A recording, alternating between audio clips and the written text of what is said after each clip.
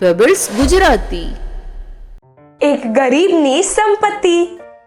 રમેશ અને સુરેશ પાડોશી હતા.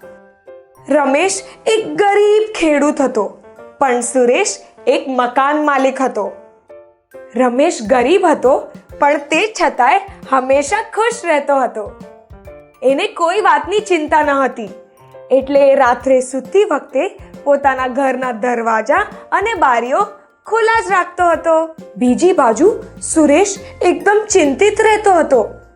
એને ખૂબ જ ડર હતો કે એના બધા પૈસા કોઈ ચોર આવીને ચોરી જશે, અને એટલા જ માટે એ પોતાના ઘરમાં બારી અને બારણા બંધ રાખીને સૂતો હતો. એક દિવસ સુરેશે રમેશને એના ઘરે બોલાવ્યો અને એને કહ્યું, "ઓ મારા મિત્ર, તું બહુ જ ગરીબ છે ને, અને હું એકદમ પૈસાવાળો.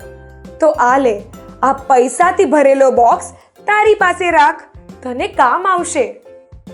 પૈસાથી ભરેલો બોક્સ જોઈને રમેશ એકદમ ખુશ થઈ ગયો. અને પછી રાત પડી.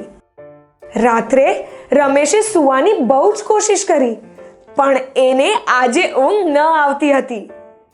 એણે ઘરના બારી બારણા બધું જ બંધ કર્યું, પણ તે છતાંય એને ઊંઘ ન આવતી હતી.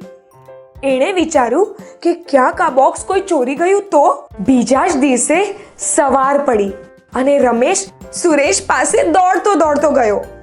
એને સુરેશને પૈસાથી ભરેલો બોક્સ આપ્યો અને કહ્યું, "ઓ મારા મિત્ર, તું તારા પૈસા પાછા લઈ લે. હું ભલે ગરીબ છું, પણ મારું જીવન સુખેથી વિતાવું છું. ગઈકાલે તે મને આ બોક્સ આપ્યો, તેના પછી મને ઊંઘ જ ન આવી. મને આ પૈસા નથી જોઈતા. તું તારા પૈસા પાછા લઈ લે." આ સાંભળીને સુરેશને સમજ આવી. એ સમજી ગયો કે જીવનમાં પૈસા બધું નથી. શીખ: જીવનમાં પૈસા બધું નથી હોતું. જે છે એમાં ખુશ રહેતા શીખો.